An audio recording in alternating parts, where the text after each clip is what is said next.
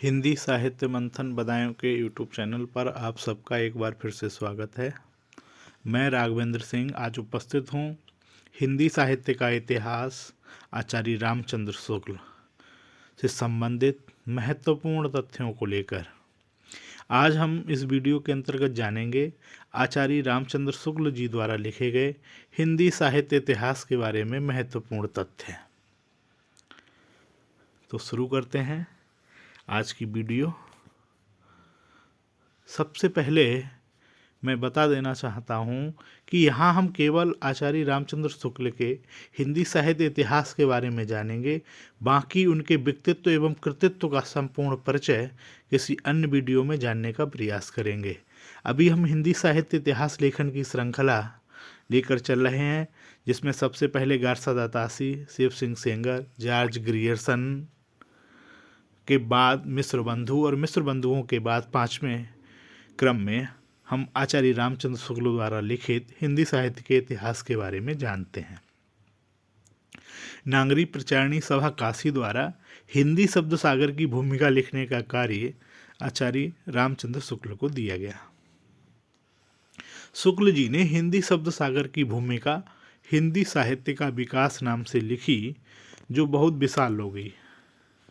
उसी भूमिका को उन्होंने 1929 ईस्वी में हिंदी साहित्य के इतिहास नाम से छपवा दिया। कई बार ये प्रश्न पूछा भी गया है कि रामचंद्र शुक्ल ने हिंदी शब्द सागर की भूमिका किस नाम से लिखी, तो वो उन्होंने हिंदी साहित्य का विकास नाम से लिखी। बाद में इसका संशोधित और परिवर्तित संस्करण 1940 ईस्वी में प्रकाशित हुआ। रचना का नाम हिंदी साहित्य का इतिहास, प्रकाशन वर्ष 1929 ईस्वी, प्रकाशन संस्था नागरी प्रचारणी सभा काशी। पद्धति विधेयात्मक, इसमें कुल रचना का 997 लगभग 1000 है।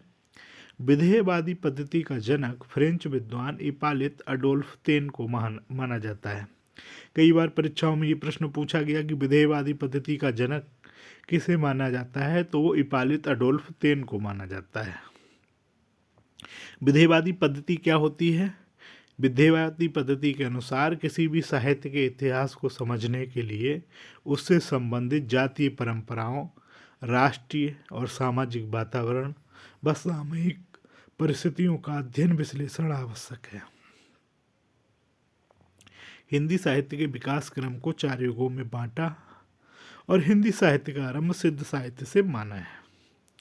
आचार्य रामचंद्र शुक्ल ने पहला कवि मुंज को माना है। काल विभाजन, आचार्य रामचंद्र शुक्ल ने हिंदी साहित्य के 900 वर्षों के इतिहास को निम्न 4 सुस्पष्ट कालखंडों में वर्गीकृत किया है, जो आज तक भी लगभग सभी इतिहासकारों द्वारा मान्य किया जा रहा है। पहला वीरगाथा काल, जिसको आदिकाल के नाम से जानते हैं, विक्रम संवत 1050 से विक्रम संवत 1375 तक।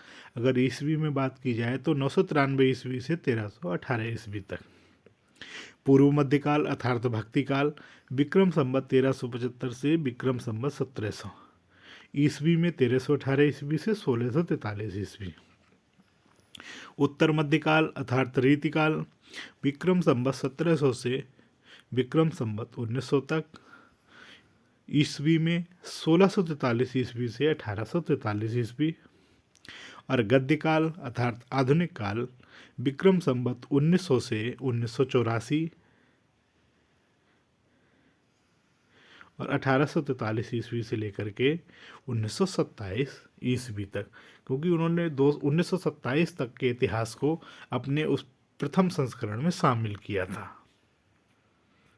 आचार्य रामचंद्र शुक्ल ने शिव सेंगर की पुस्तक को कविव्रत संग्रह कहा, ग्रियर्सन की पुस्तक को बड़ा कविव्रत संग्रह और मिश्र बंधुओं की पुस्तक को बड़ा भारी कविव्रत संग्रह कहा है। आचार्य रामचंद्र शुक्ल ने आदिकाल को 4 प्रकरणों में विभाजित किया, यानी उन्होंने आदिकाल को 4 हिस्सों में बांटा। पहला प्रकरण सामान्य परिचय, दूसरा प्रकरण अपभ्रंश काव्य, तीसरा प्रकरण वीरगाथा काल और चौथा प्रकरण फुटकल काव्य। आचार्य रामचंद्र शुक्ल ने अपभ्रंश काव्य में सिद्ध, जैन, नाथ साहित्य को स्थान दिया और इनकी रचनाओं को धार्मिक कोटि की रचना कहा है। आचार्य रामचंद्र शुक्ल ने भक्ति काल को पराजित मनोवृत्ति का प्रतीक माना है और भक्ति काल को 6 प्रकरणों में विभाजित किया है। आचार्य रामचंद्र शुक्ल ने कबीर को संत मत का प्रवर्तक और कुतुबुन को सूफी मत का प्रवर्तक कहा है। आचार्य रामचंद्र शुक्ल ने चिंतामणि को हिंदी का प्रथम आचार्य और रीतिकाल का प्रवर्तक माना है। केशव दास को भक्ति काल में स्थान दिया गया है और उन्हें कठिन काव्य का प्रेत कहा है। आचार्य रामचंद्र शुक्ल को गद्य ने आधुनिक काल को गद्य काल कहा है। भारतेंदु को आधुनिक हिंदी साहित्य का जनक और उनकी हिंदी को हरिश्चंद्र हिंदी कहा है। कई बार ये प्रश्न आया कि भारतेंदु की हिंदी को हरिश्चंद्र हिंदी किसने कहा, तो वो आचार्य रामचंद्र शुक्ल जी ने कहा। आदिकाल या वीरगाथा काल। रामचंद्र शुक्ल ने 12 रचनाओं के आधार पर आदिकाल को वीरगाथा काल कहा है। ये 12 रचनाएं हैं: विजयपाल रासो, हम्मीर रासो, पृथ्वीराज रासो, परमाल रासो, बीसल देव रासो, कुमान रासो, कीर्तिलता, कीर्ति पताका, विद्यापति की पदावली, जयचंद्र प्रकाश, जय मयंक जसचंद्रिका, खुसरो की पहेलियाँ। कुछ विद्वानों ने रामचंद्र शुक्ल के काल विभाजन की आलोचना की। विद्वानों को सर्वाधिक आपत्ति वीरगाथा काल नामकरण पर हुई। विद्वानों ने कहा कि ये प्रवृत्ति वीरगाथा काल की नहीं है। समालोचना। अब हम जानेंगे आचार्य रामचंद्र शुक्ल के साहित्य इतिहास ग्रंथ के संबंध में विभिन्न महत्वपूर्ण विद्वानों के कथनों को। आचार्य हजारी प्रसाद द्विवेदी ने तो यहाँ तक कहा कि रामचंद्र शुक्ल ने जिन ग्रंथों को आधार बनाकर काल विभाजन किया है वह सारे ग्रंथ ही आधारहीन हैं। इन ग्रंथों का कोई इतिहास नहीं है। अधिकांशतः रासो साहित्य को अप्रमाणिक, अर्धप्रमाणिक भी माना जाता है। इसीलिए हजारी प्रसाद द्विवेदी ने इन ग्रंथों को आधारहीन माना है। रामचंद्र शुक्ल ने वीरगाथा काल में जिन 12 रचनाओं को शामिल किया उन 12 रचनाओं की ऐतिहासिकता पर प्रश्न चिन्ह हजारी प्रसाद द्विवेदी जी ने लगाया। आचार्य हजारी प्रसाद द्विवेदी जी ने शुक्ल के वीरगाथा काल को आदिकाल नाम दिया। आचार्य हजारी प्रसाद द्विवेदी आचार्य शुक्ल के सबसे बड़े आलोचक माने जाते हैं।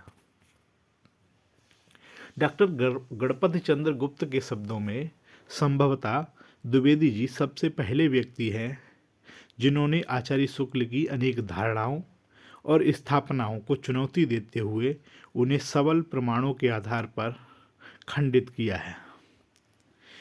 कि गणपति चंद्र गुप्त के शब्दों में कि द्विवेदी जी ने सबसे पहले आचार्य शुक्ल की अनेक धारणाओं और स्थापनाओं को खंडित किया है अपने प्रमाण के आधार पर। लेकिन फिर भी हजारी प्रसाद द्विवेदी जी लिखते हैं कि रामचंद्र शुक्ल से सर्वत्र सहमत होना संभव नहीं है, फिर भी शुक्ल जी प्रभावित करते हैं। नया लेखक उनसे डरता है, पुराना घबराता है, पंडित सिर हिलाता है। वे पुराने की गुलामी पसंद नहीं करते और नवीन की गुलामी तो उनको एकदम असह्य है। शुक्ल जी इसी बात में बड़े हैं और इसी जगह उनकी कमजोरी है। आगे आचार्य प्रसाद द्विवेदी जी ने लिखा कि आचार्य रामचंद्र शुक्ल हिंदी के गौरव थे। समीक्षा के क्षेत्र में उनका कोई प्रतिद्वंदी न उनके जीवन काल में था और न कोई अब उनके समकक्ष आलोचक है। आचार्य शब्द ऐसे ही कर्ता साहित्यकारों के योग्य है। तो ऐसा नहीं है कि हजारी प्रसाद द्विवेदी जी ने आचार्य शुक्ल के प्रमाणों का खंडन किया है, उन्होंने समर्थन भी किया है कि समीक्षा के क्षेत्र में उनका कोई प्रतिद्वंदी ना उनके जीवन काल में है और ना अब है, और आचार्य शब्द ऐसे ही कर्ता साहित्यकारों के योग्य है। आचार्य हजारी प्रसाद द्विवेदी अपने ग्रंथ हिंदी साहित्य की भूमिका में लिखते हैं कि भारतीय काव्यालोचन शास्त्र का इतना गंभीर और स्वतंत्र विचारक हिंदी में तो दूसरा हुआ ही नहीं है। अन्य भारतीय भाषाओं में भी हुआ है या नहीं ठीक से नहीं कह सकते, शायद नहीं हुआ है। यानी भारतीय काव्य शास्त्र का इतना गंभीर और स्वतंत्र विचारक हिंदी में कोई दूसरा नहीं। अन्य भाषाओं में हुआ या नहीं ठीक नहीं कह सकते, शायद नहीं हुआ है। नंद दुलारी वाजपेयी के अनुसार हिंदी समीक्षा को शास्त्रीय और वैज्ञानिक भूमि पर प्रतिष्ठित करने में शुक्ल जी ने युग प्रवर्तक का कार्य किया है। उनका ये कार्य हिंदी के साहित्य इतिहास में सदैव स्मरणीय रहेगा। नंद दुलारी वाजपेयी जी के शब्दों में हिंदी समीक्षा को शास्त्रीय और वैज्ञानिक भूमि प्रदान करने का श्रेय रामचंद्र शुक्ल जी को ही है। रामस्वरूप चतुर्वेदी जी ने शुक्ल जी के बारे में लिखा कि आचार्य का विषय प्रतिपादन जैसा गुरु गंभीर है, उनके बीच उनका सूक्ष्म व्यंग्य और तीव्र तथा पैना हो गया है, घनी बड़ी मूछों के बीच हल्की मुस्कान की तरह। नामवर सिंह के अनुसार शुक्ल जी ने भारतीय पुनरुत्थान युग की उन परिस्थितियों की उपज थे जिन्होंने राजनीति में महात्मा गांधी, कविता में रविंद्रनाथ ठाकुर और जयशंकर प्रसाद आदि को उत्पन्न किया है। रामविलास शर्मा ने सही लिखा कि प्राचीन साहित्य शास्त्री स्थायी भावों को रस रूप में प्रकट करके साहित्यिक प्रक्रिया का अंत निष्क्रियता में कर देते थे। शुक्ल जी ने भाव की मौलिक व्याख्या करके निष्क्रिय रस निष्पत्ति की जड़ काट दी।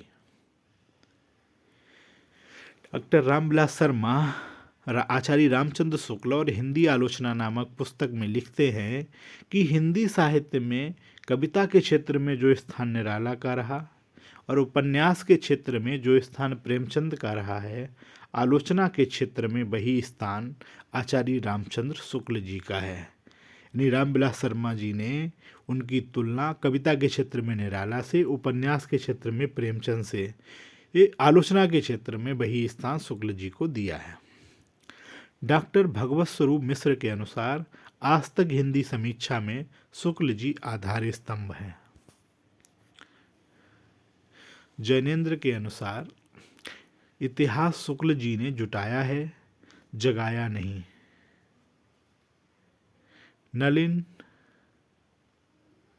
विलोचन शर्मा के अनुसार शुक्ल जी का इतिहास अनुपात की दृष्टि से उसका स्वल्पांश ही प्रवृत्ति निरूपण है, अधिकांश विवरण प्रधान है। वहीं नामवर सिंह लिखते हैं कि शुक्ल जी को इतिहास पांचांग के रूप में प्राप्त हुआ था, उसे उन्होंने मानवीय चेतना से अनुप्राणित कर साहित्य बना दिया। हमने मिश्र बंधुओं के इतिहास में जाना था कि नामवर सिंह ने मिश्र बंधु विनोद को साहित्यिक पंचांग की संज्ञा दी थी, और यहाँ नामवर सिंह जी ने लिखा कि शुक्ल जी को इतिहास पंचांग के रूप में, अर्थात मिश्र बंधु विनोद में जो सामग्री थी वो एक पंचांग के रूप में थी और उसे मानवीय चेतना से अनुप्राणित करके साहित्य बनाने का कार्य जो है वो रामचंद्र शुक्ल जी ने किया है। तो इस प्रकार हमने आज की इस वीडियो में जाना आचार्य रामचंद्र शुक्ल के हिंदी साहित्य से संबंधित महत्वपूर्ण तथ्य और हिंदी साहित्य के इतिहास के बारे में विभिन्न विद्वानों के मत। इसी तरीके की अध्ययन सामग्री के लिए हमारे YouTube चैनल हिंदी साहित्य मंथन बधाएं को सब्सक्राइब करें। धन्यवाद।